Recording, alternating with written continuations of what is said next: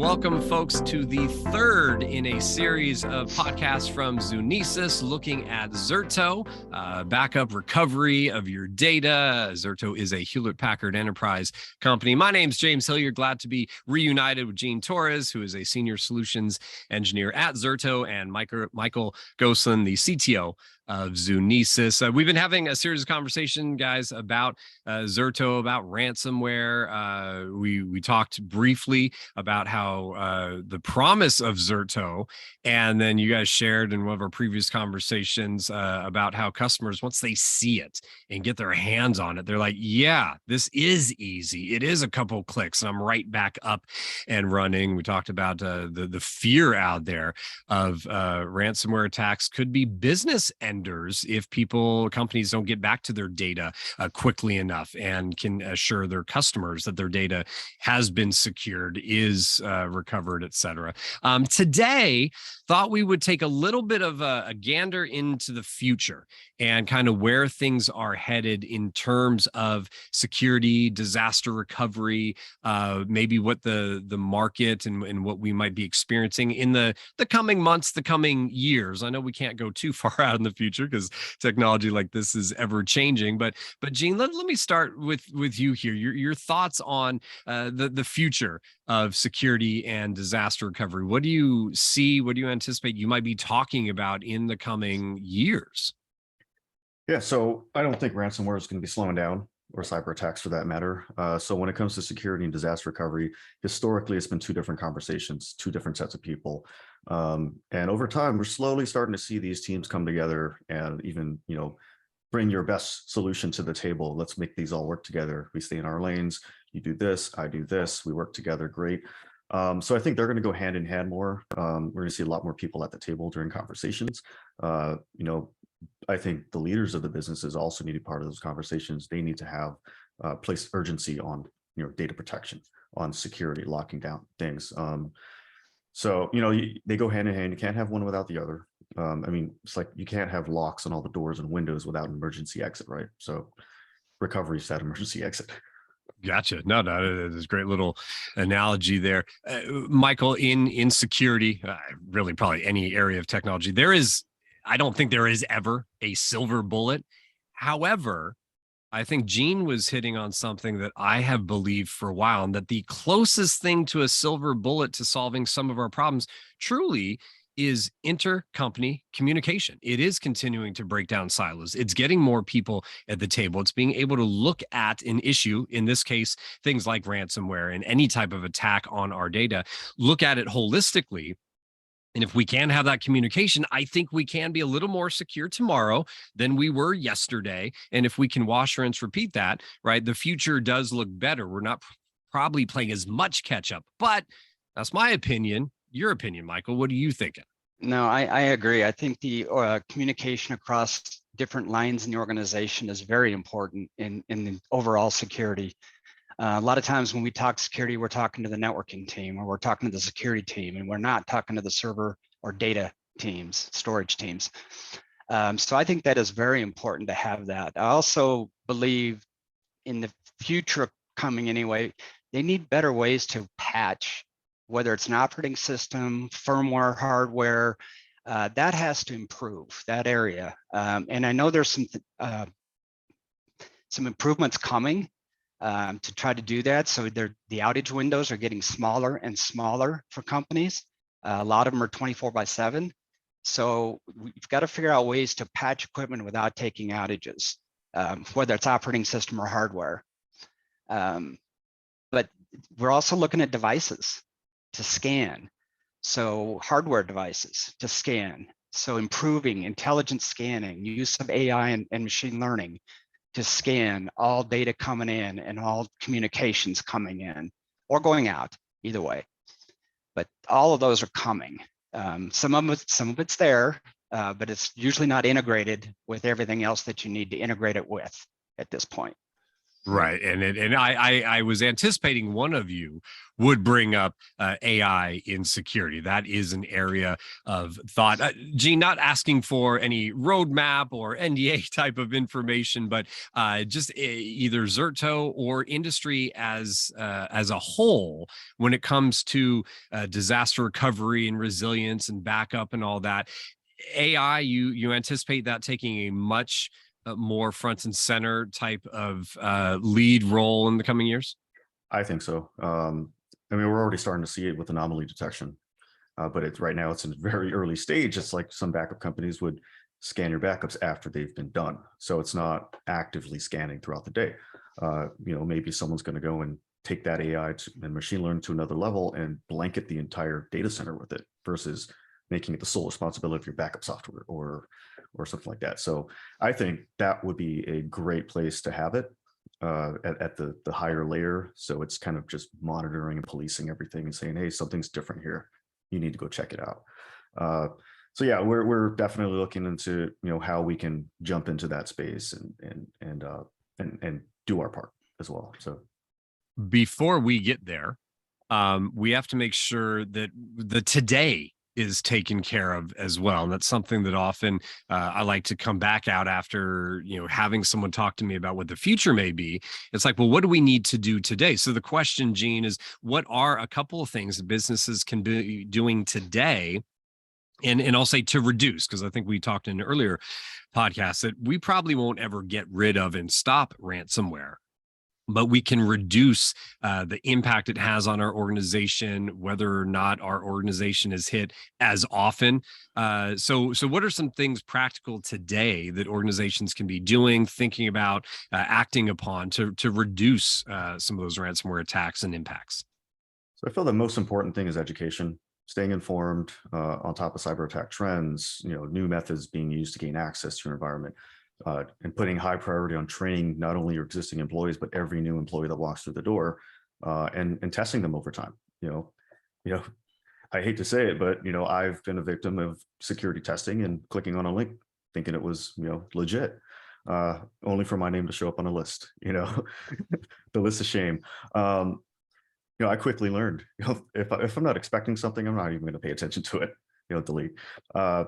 And then also start with, it's being said right now by vendors, zero trust. Like start from that perspective and slowly open up what you need opened.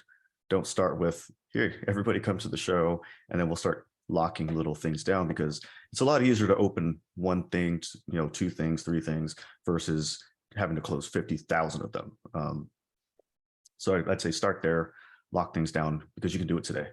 Yeah, no, absolutely. Michael, I used to put money on the table that I could pick out a phishing email because the font was different, the color was wrong, there were grammar issues. I won't put a single dollar on the table now. I'll get fooled every time. It's gotten too sophisticated. And so this idea of zero trust and really leaning on some of the technologies and processes to lock down, as Gene said, and then open things up resonates with me. I know resonates with a lot of folks I talk to. Does it resonate with your Zunesis customer base?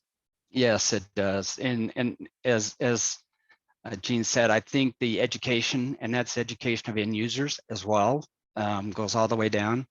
But also doing some of the basics, forcing password changes, for using different encryption methods, using whatever you can to improve your security around, just so people can still do their work, but you've got to secure your environment as best you can. Now that helps a lot. I mean, scanning emails, scanning all those things. Yeah, multi-factor authentication. Multi-factor authentication. You can change your passwords all day. So if someone has that password, that's the only line of defense they're already in. So having that additional layer to prove that it's you is, I think, key. I mean, we do it now, right? Even Zerto's introduced multi-factor authentication to the product, which a lot of customers have been asking for. So it's here. And it's something that I think a lot of us have been experiencing on the consumer side of things, man, I don't go to a bank anymore, and there's always multi-factor authentication on trying to deposit checks and doing things. So I think that the consumer aspect, that we've become more accustomed to that in certain areas, is now definitely something that, businesses are saying, well, why aren't we doing it here? This, from an IT perspective, is going to make it a lot easier for me to deal with. All right, so those are some things that we can be thinking about and doing. Again, it's basic, good, safe computing, having that mindset out there. Again, zero trust is, yes, wrapped around ideas of technology, but at the core of that concept is a mindset that we all have a role to play in being secure users of these compute technologies and all that. Let me do this, Michael, in terms of the overall tools that are available to people and that Zunesis brings to and shares with teams. Just talk a little bit about kind of the idea of disaster recovery and backup, and how you go about talking to customers and what you really try and bring to them. I know Zerto is part of that, but what are the things that you try and go and really share with teams to get them more secure tomorrow than they might have been, yesterday? As it relates to disaster recovery, we try to get them to talk about different levels of disasters, because disaster recovery could be something as simple as a server going down, or somebody ships a server, or a laptop being lost, to anywhere from a complete data center outage. So we try to get them to understand there's different levels of disaster, and then you have to have a process in place for each level of disaster. And they could be different processes. If it's like a laptop stolen or taken, there's stories of laptops being left open in Starbucks and somebody walking by and taking it and getting all their information off of there, and NDA type information for their company. So how do you handle that? I mean, that's a disaster for that person anyway, and could be for the company. So we try to look at that total picture of disaster, and then how do you recover if you need to recover? And that's usually on the data center side. That's usually where we start that discussion with Zerto. Can I ask you, Michael, and I don't know if you'll have an answer or not, but for a small, medium-sized business out there, I don't know, I'll say 500 users, but I don't know if the user base really matters, but how many disaster recovery plans does an average company have? Because in the scenario you just laid out, there could be 50, 60 type of disaster recovery plans, right? Disaster recovery is not just one thing, not just one binder, not just one playbook, right? Yeah, there could be several. We try not to get 50. Okay. But there could be several. We'd like to keep it, to fewer. But you're right. We've walked into data centers where their backup and their entire DR site was in the rack next door, or not even next door, in the rack, one rack over. Well, that's not going to help if the whole data center's down. So we try to look at from that perspective all the way back to, do you have a plan for a laptop being stolen? With where's the data? Where are you using is all the data local on that laptop? Or are you using some kind of a Horizon View type solution or whatever? But we try to look at that total picture and get them to look at that total picture. And part of that picture, Gene, is Zerto, right? It's that disaster recovery. It's getting back up. It's getting the data clean, good data again to be useful for the organization. Just talk a little bit about, in previous podcasts, we talked about how people see some demos and proof of concept. And they're like, okay, yeah, I'm in. What's the ultimate process of deploying Zerto and really then working under that umbrella and having a little more of that protection, maybe just a better sense of being as you go through the business day? So process of deploying Zerto is really 10 minutes of your time. Download the software, run it, type in a few things and click install. Then you're installed. Then you auto deploy your data movers, your VRAs, your virtual replication appliances to your hosts.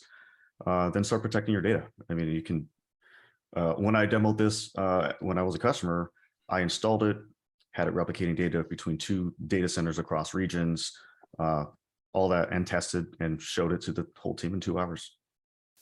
And it was like, do you see how quickly we did this and what we normally would do? I mean, that's an eye opener, you know. And the thing is, whenever we do a POC, we have the customers drive 100%. So they do it, they get a feel for it, they experience it for themselves. They don't just, you know, watch me do it. That's the whole point of it, is to show you how simple it is. And is it driving on their actual network and their systems? Is that the typical route? Yeah, they POC right in production. Copy. Look, there's a lot more information to be shared. What we want to do in this series of conversations is give you some tip of the iceberg, and we went a little bit below the water, but there is more. And as you all know, and as the Zunesis team knows, it's about that individual conversation. It's finding out exactly where are you, looking at your security posture, looking at where you want to be, and then seeing what are the right tools, the right processes, and also on the people front, what are some of the trainings and opportunities to change the cultural aspect to get everyone focused on security. And that's what Zunesis can do. And so we want you to reach out and talk to the team. If you have a team in place, then talk to who you got. But if you're new to the family here, let me give you a little bit of contact information. Zunesis.com, Zunesis.com, Zunesis.com, and then a phone number, 720-221-5200, 720-221-5200 to reach out on the phone. Learn more about Zerto and everything that then Zunesis can also bring to bear for your organization. Michael, appreciate the conversation today and during this whole series. Gene, my thanks to you as well. Folks, thank you for taking time to join us and listen on in. Reach on out. And in the meantime, we wish you safety, happiness, and we look forward to talking to you all down the road.